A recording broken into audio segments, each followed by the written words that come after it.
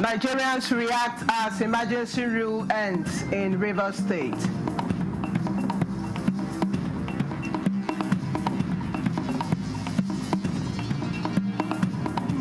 National Assembly and Presidential Economic Team agree on immediate 2025 capital budget implementation.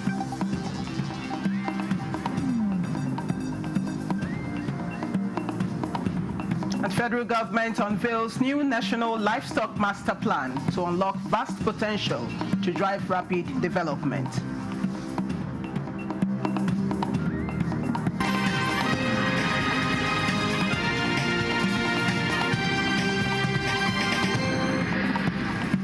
Hello and welcome to the news desk at 6 on NTN News 24. We are broadcasting live from Abuja. I am Chinenye Nwoi. The National Assembly Joint Committee on Appropriations has reached an agreement with the National Economic Team on the immediate commencement of implementation of the capital component of the 2025 budget. At a meeting Thursday afternoon, which resolved into closed door, both sides also affirmed earlier commitment during a meeting between the House of Representatives Appropriation Committee and the Economic Team that the circular issued by the federal government on the award of contracts be withdrawn. Those in attendance at the meeting are the chairman of the Senate and House Committee on Appropriation, Senator Adeola Olamilekon, and Representative Abubakar Bichi. Also in attendance are the Minister of Finance, Wale Edun, Minister of Budget, Atiku Bagudu, Accountant General of the Federation, Shamsuddin Ogunjimi, and the Director General Budget Office, Tanimu Yakubu, among others. Details on discussions will be communicated after the closed-door session. Governor Fubara of Rivers State has been advised by political experts to prioritize peace and progress as he resumes duty. Discussing the return to democratic rule in Rivers State on NTA's program Good Morning Nigeria, experts say to achieve this, he should reflect on past actions, be accommodating and forgiving, and seek wise counsel.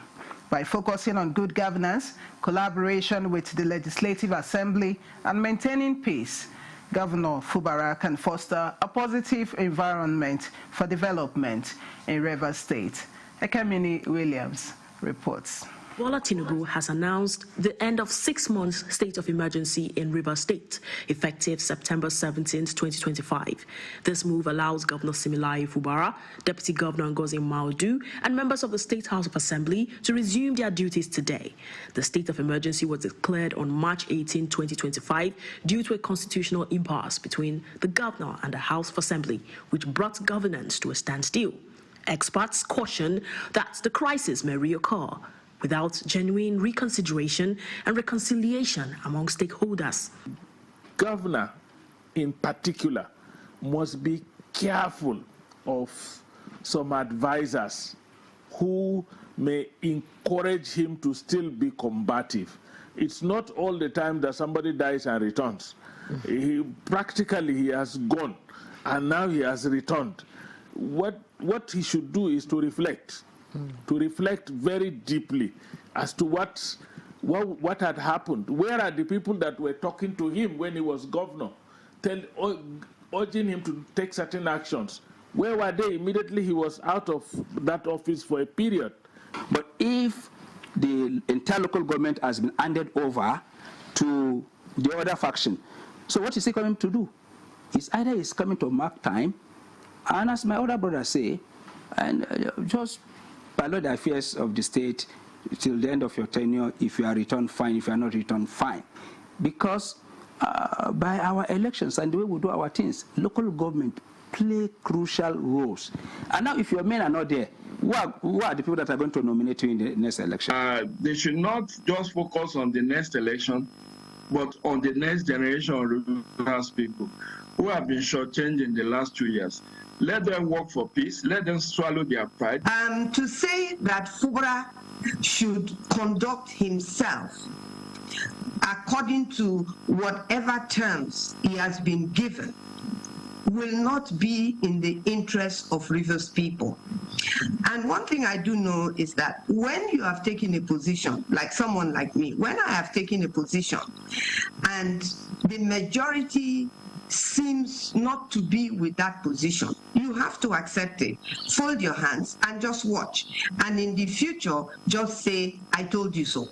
The experts say sustainability of peace in River State depends on the willingness of political stakeholders to put aside their differences and work towards common good. They added that it is essential for Governor Fubara to prioritize humility, forgiveness, love for the people, and a commitment to finding solutions that benefit all.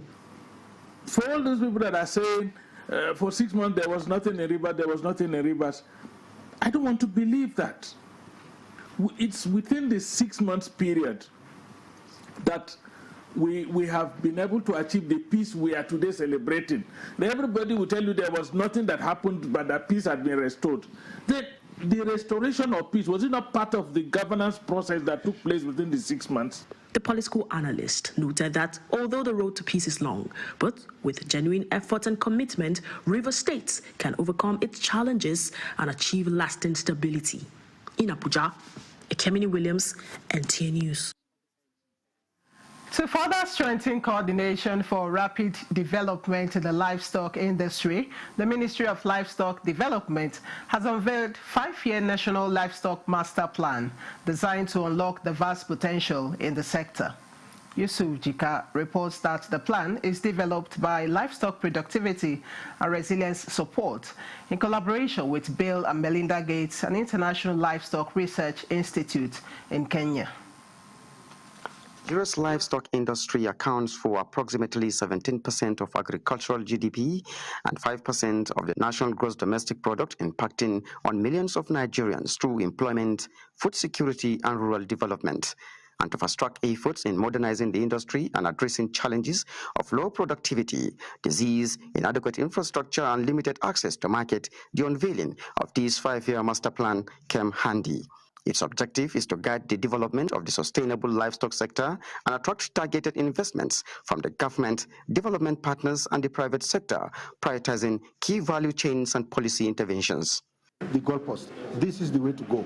And today we have launched the master plan, and we will now put it in the public domain so that, like I said, everybody, every stakeholder in the livestock sector will know their own piece of action that would want to come and play with us in the way of implementing this. This is a comprehensive document that will be socialized across our states through the National Economic Council, I believe. Then the document will be of benefit to the private sector, especially the private sector, the roles of the private sector, role of government, and the role of the livestock farmers. While the plan moves to accelerate development in the industry, it considers gender inclusion, women and youth empowerment, equity, and environmental sustainability.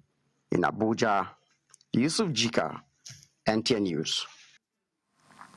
The Kingdom of the Netherlands says it will strengthen its bilateral relationship with Nigeria and support the country in food security projects and initiatives. The Dutch ambassador to Nigeria, Bengt van Loos-Dret, says his country is currently supporting Nigeria in vegetable production in the value chain. Musa Baba Aliyu reports. In 2021, Nigeria and the Netherlands reached an agreement with the Dutch government supporting Nigeria to address post-harvest losses in vegetable farming. The 5-year project focuses on increasing farmers' incomes, promoting sustainable farming, enhancing greenhouse technologies, and fostering stronger market linkages for 60,000 smallholder farmers. So far, approximately 70,000 farmers in Kano, Kaduna, Ogun, and Oyo states have benefited. The national coordinator of the project stated that the initiative has achieved its objectives in increasing Nigerian vegetable production. The Dutch ambassador to Nigeria noted that the support did not only mobilize private capital, but also involves technology transfer and technical expertise in areas such as climate control and seed technology, as well as policy advocacy to support more resilient and inclusive horticulture value chain. We have established over 100 business-to-business partnerships across all the 4 states, which we believe that is going to continue even after outing Nigeria.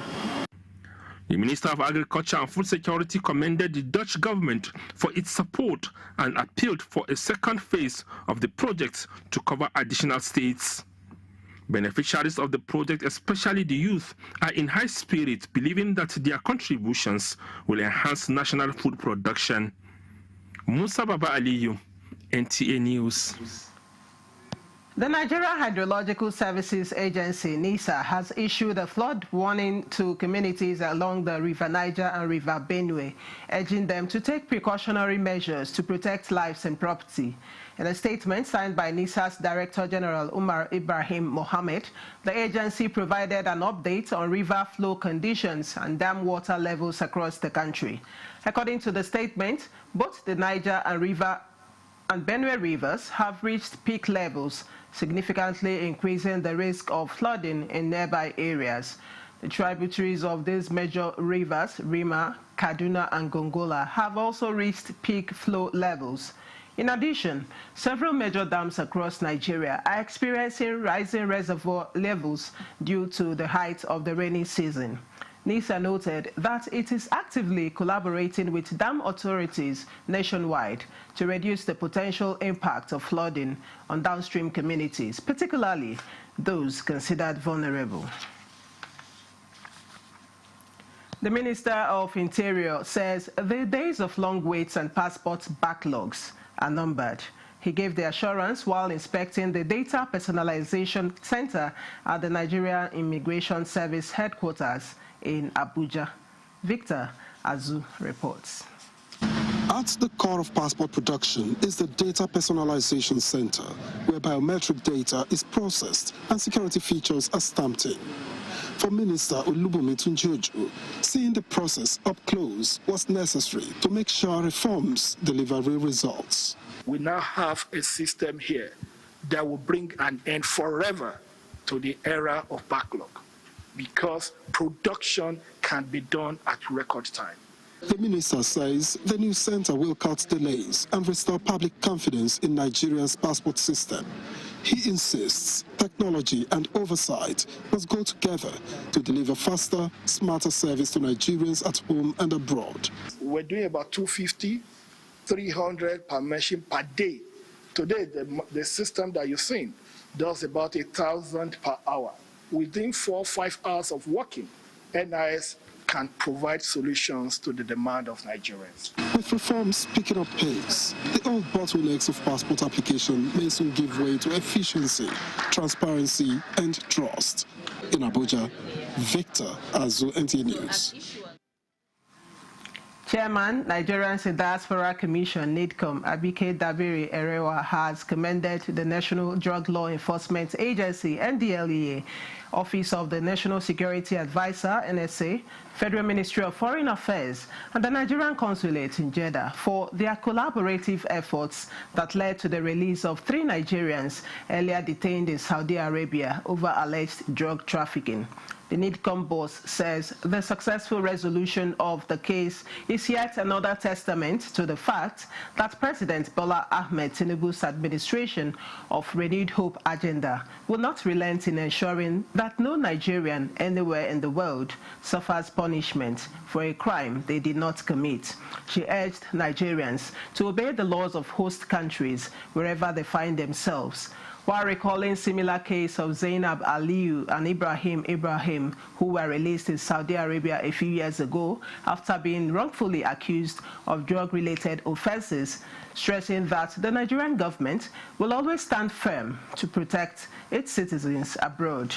She appealed to travelers to listen to the warnings by the National Drug Law Enforcement Agency, NDLEA, to always cross-check their luggage tags before checking in their luggage, and appreciated the Saudi authorities for their cooperation in reviewing the case. This is the news desk at 6 on NTA News 24. We'll take a break here. There'll be more reports when we return. This day. Feel the power of precision, engineered to perfection. Every component is crafted with care, and each design is meticulously tested. From concept to creation, our engineers push the boundaries of technology, seamlessly blending performance and sustainability with a deep commitment to African ingenuity. Introducing the CNG Boss, a remarkable achievement in engineering designed to operate on compressed natural gas, a cleaner and more sustainable fuel alternative. At Innocent Vehicles, we proudly lead the way in creating greener mobility across Africa. And it doesn't stop there.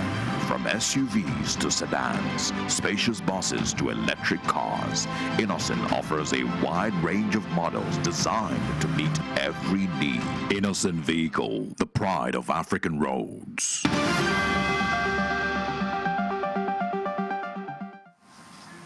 Many thanks for staying on. The Kogi State government has condemned Wednesday's violent protest staged at the Confluence University of Science and Technology, Osara, by some persons under the banner of the Association of People Living with Disabilities. The protesters, who locked the university's main gate and disrupted academic activities, claimed they were being marginalized in employment opportunities at the institution. However, in a statement issued in Lokoja on Thursday, the State Commissioner for Information and Communications, Kingsley Femi Fanwo, described the claims as baseless, saying the institution has employed several qualified persons living with disabilities, strictly merit-driven in both academic and non-academic roles. Fanwo reaffirmed Governor Ahmed Usman Ododo's commitment to fairness, inclusivity, and service to all citizens, regardless of physical status. He urged the police and other security agencies to investigate the incident and take proactive measures to prevent a reoccurrence.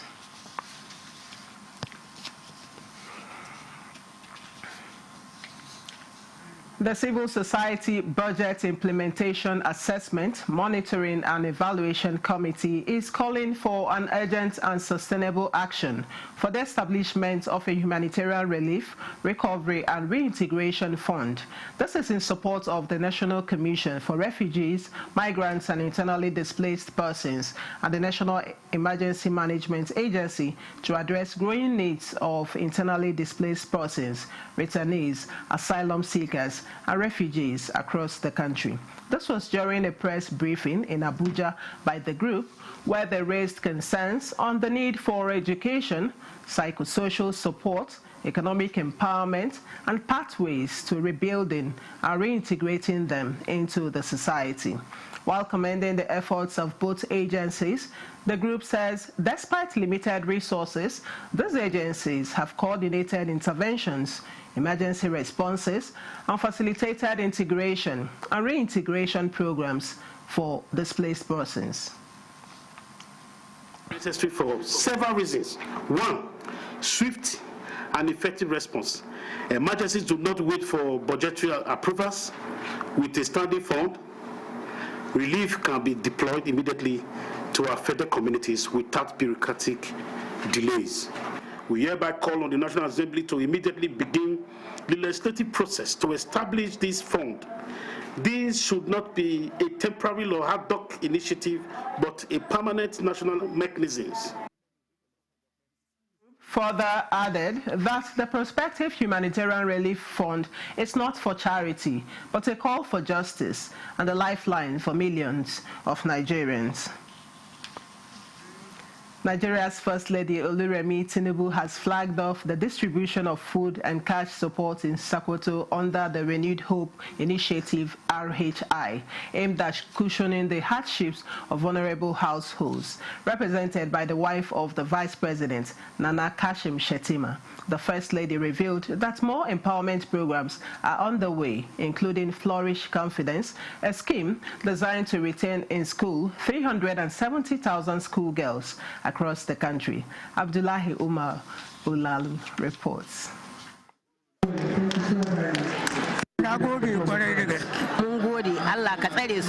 Each beneficiary received 2 bags of 25-kilogram rice and maize, along with 10,000 naira as transport support. The food outreach scheme is designed to assist vulnerable groups, particularly persons with special needs. The First Lady and Chairperson of the Renewed Hope Initiative, Oluremi Tinubu, represented, expresses appreciation for the federal government's support under President Bola Ahmed Tinubu towards improving citizens' welfare. 17 states have so far benefited from similar initiative, with Bayelsa, Borno, and Yobe as the next targets. Our goal at the Renewed Hope Initiative is to complement the Renewed Hope agenda of the administration of His Excellency President Bola Ahmed Tinubu GCFR, which aims to support all Nigerians to strive and achieve their goals irrespective of their condition or status. Governor Ahmed Aliyu, represented, described the intervention as timely. We have rolled out several palliative support measures for vulnerable groups. The gesture is a testament to the First Lady's commitment towards uplifting the quality of lives of indigents in the country. Sokoto State has been a proud beneficiary of several interventions offered by the First Lady under the Renewed Hope Initiative. Sultan of Sokoto, Muhammad Saad Abubakar, represented, and the Mudassiru Rabiu Africa Initiative commended the First Lady's foresight and urged beneficiaries to put the support to good use. In Sokoto, Abdullah Omar Ilalu, NTA News. Cuban ambassador to Nigeria, Miriam Morales Palmero, and president of the Cuban Institute of Friendship with the Peoples, Fernando Gonzalez Lott, are appealing for international solidarity from Africa and beyond to pursue diplomatic avenues to resolve Cuba's long-standing economic and humanitarian burdens, compounded by the mounting challenges faced by Cuba as a result of the U.S. blockade. Suleiman Abdul Wahab reports that this was at a media briefing in Abuja. Africa and Cuba could support each other and could find areas in which mutual benefit could be found in relationships between companies of both Africa and Cuba.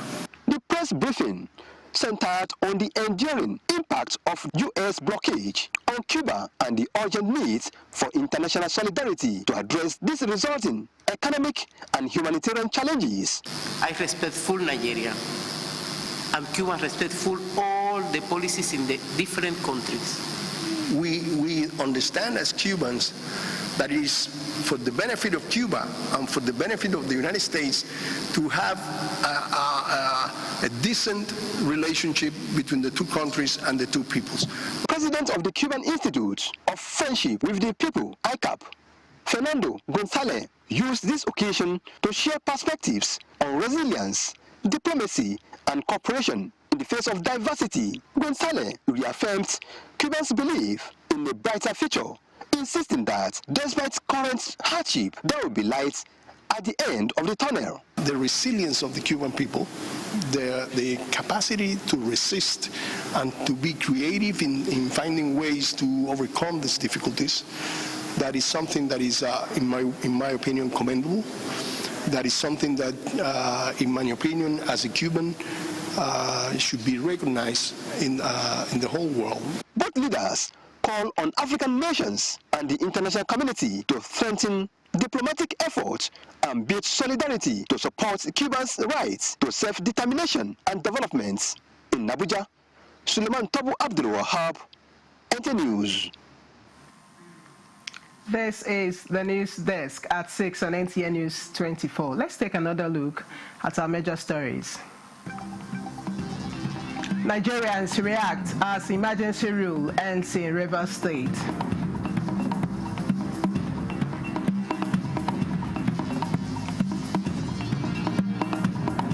National Assembly and Presidential Economic Team agree on immediate 2025 capital budget implementation.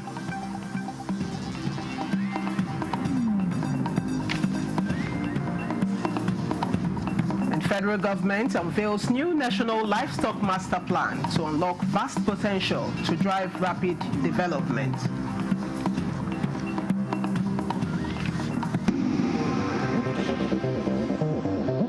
This is NTA News 24. And that concludes the news desk at 6 on NTA News 24. Many thanks for watching. I am Chinenye Nwoye.